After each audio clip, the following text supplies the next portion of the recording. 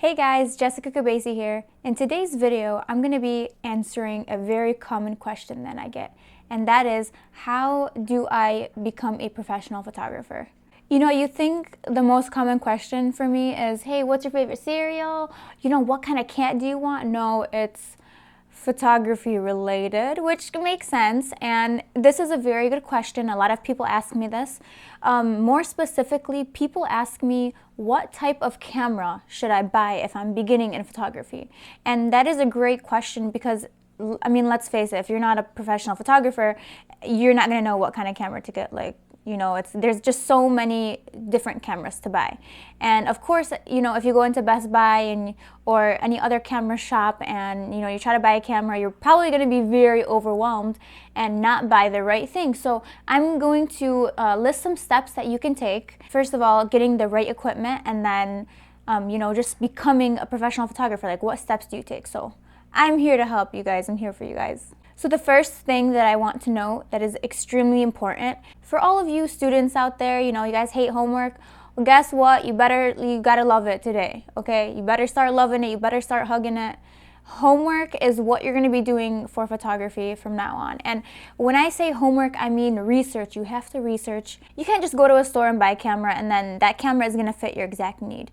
And I've had friends, ask me, this lens isn't working for me. It's not giving me the picture that I want. And I'm like, okay, well, what lens do you have? And they'll have like a completely different lens than what is suitable for what they want. So number one thing you should do is research before you buy anything.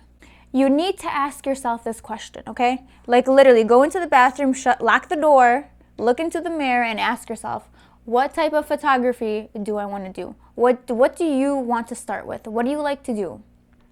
Do you like taking pictures of animals? Do you like taking pictures of scenery? Do you like taking pictures of people? Every style of photography is going to have a lens that will better suit that style. Now, I'm not saying that you can't use, a zoom lens for portrait photography. You can use whatever you want, but in my opinion, starting out with the lens that will give you the best results for the photography you want to do is very important. It's going to save you a lot of time, a lot of headaches, a lot of money, okay? If you're like me and you're poor and, you don't have like all this money to toss around, then you want to buy the best lens for what you want to do the first time. So after you answer your own question of what type of photography I want to do, then you can search for lenses that fit that photography. So for instance, let's say you like portrait photography. There are certain lenses, like prime lenses are great for portrait photography, in my opinion. 50 millimeter, 35 millimeter. Those lenses will be better for portrait photography rather than a telephoto lens that is used for maybe like sports photography or, like creeper photography, like you're in Africa and, you're taking pictures of animals from afar and you're trying not to get noticed. So there's just different lenses for different photography. Landscape photography lenses are going to be different than portrait photography lenses. So again, you want to start off with the best possible lens to give you those good results to begin with. And a lot of people ask me, how do I go and find these lenses? What am I supposed to do? Well, find your favorite photographer, and if you like their pictures and how their pictures are turning out, try to figure out what lenses they're using. Most photographers will list their equipment. If not, you can ask. Googling always helps. Try to find example images. So for instance, if you are researching a lens and it's sounding kind of good, type in 50 millimeter 1.2 example images. There's usually groups of people who will post their example images, so you can see exactly what images that lens will produce. So the next thing is, what camera body and lens do I buy? Now, actually, someone didn't even know this, okay? The camera bodies are interchangeable with different lenses. So, you can actually literally take off the lens that you need. When you buy a camera, it doesn't come with just one lens. You can actually change the lenses out to, again, fit the need of your photography. So to illustrate this better, I actually have my camera. Now this is the camera body and this is the lens. So let me show you an example. So when you buy a camera body where it says camera body only, you're literally gonna get a camera like this, okay? So when it says camera body only, when you go to buy your camera, if it's not a kit, then you're gonna get your body like this. And you're gonna be like, what the hell did I just order? Like, I got scammed. But don't worry, this is how it's supposed to come out. The thing is, you have to buy a lens to put on this camera body. And there are definitely a bunch of camera bodies that you can buy. This is the 5D Mark III. This is a little bit higher up professional grade. If you're just starting out, the camera bodies that I would recommend that my friends have used and that I've used personally are the Canon T3i, which is a great beginner camera. A lot of beginners have used this camera. A lot of people recommend it, so definitely have heard good things about that. Personally, I haven't tried it, but again, a lot of people have used it, so I mean, I trust those people. The camera body that I used when I first started was the Canon 60D, and again, it was a starter camera. It cost me like $700. It's probably cheaper now. It was a great starter camera. I used my 50mm 1.4 lens on that, and I loved it. Used it for about 2 years. So I would recommend that as well. And another camera that you can buy if you want something a little bit more professional grade is the Canon 6D. And my friend Jarvie has used this camera, especially for weddings, and I absolutely love the quality. I've seen all the pictures he's taken on it, and I can attest to the quality. So again, once you buy your camera body, something like this, you will need a lens. And the lenses that you buy will determine what type of picture you're gonna get. So again, would really research what lenses give you what kind of picture, because all the lenses give different types of pictures. So just be on Google a lot, basically. Let me just put this back. Did you guys watch my camera challenge where my sister tries to put it back? Never doing that again. That was a horrible idea.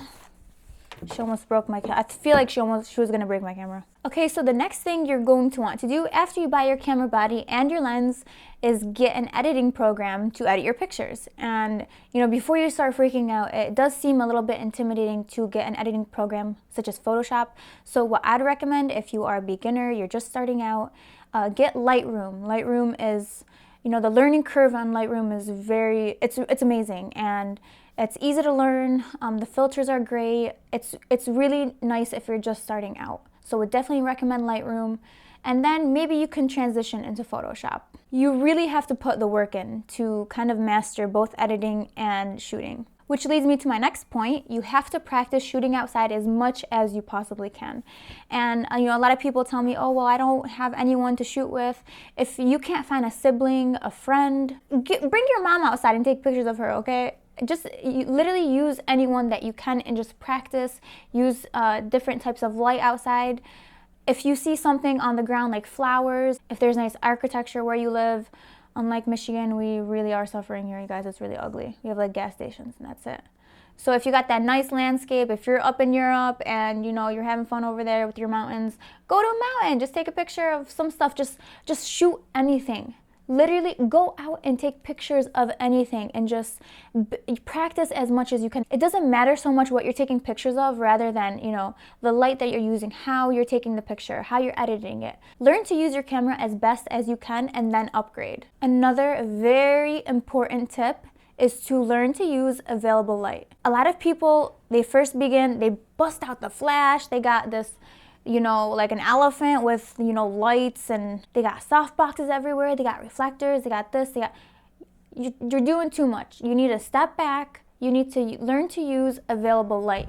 You need to learn natural light. Be very simple with your light, and what I would recommend is to master using natural light. So that means the sun. And you know what is so great about the sun? It's free, and it's always gonna be there. You can always count on it to be there, unless you're in London, or right now, you know, it's snowing.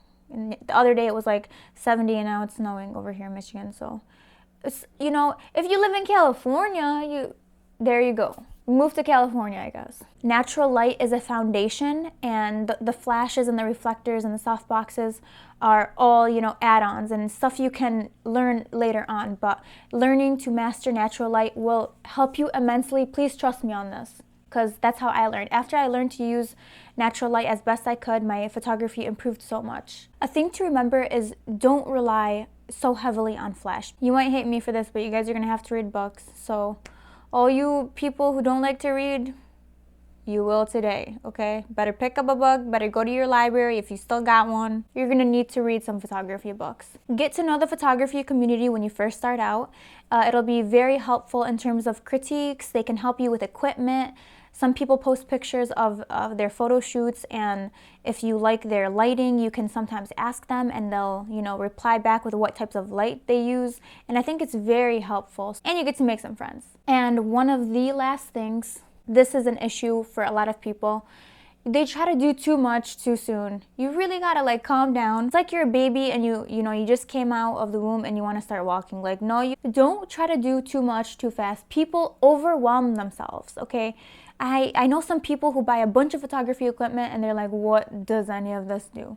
You don't want to be in that situation. You're going to really hate yourself. You're going to get annoyed. You don't want to be the person who orders $1,000 worth of photography equipment that you don't really know how to use, and then, it ends up on eBay in like a month, because you're like, whatever, I quit. Don't buy too much stuff. Buy the lens, buy the camera body. That's it. Start off small and then add on, okay? And after you get to know your equipment and you guys become friends and you know how to use it and turn on the camera, then you can upgrade when you feel like you're comfortable and you need more of a challenge. And I feel like that's the appropriate time to do so. Or whenever you feel like it, because it's like your life. So you do whatever you want to do. Like, I don't want to get a text message like, Jessica, I didn't buy equipment because of you and you told me. No. I mean, realistically, you can go and buy it whenever, but would I recommend buying a professional grade camera to begin with? It's pretty intimidating. So it's like a relationship. Just take it slow. Don't like text too much. Don't, propose right away. And after you've had your equipment and you feel like, it's time for an upgrade, buy reflectors, buy a flash. Learn one thing at one period in time. Don't try to learn like all these new things at once. So those are just some tips if you are, trying to start photography and you don't really know where to start. Thank you guys so much for watching, and I hope you guys enjoyed this.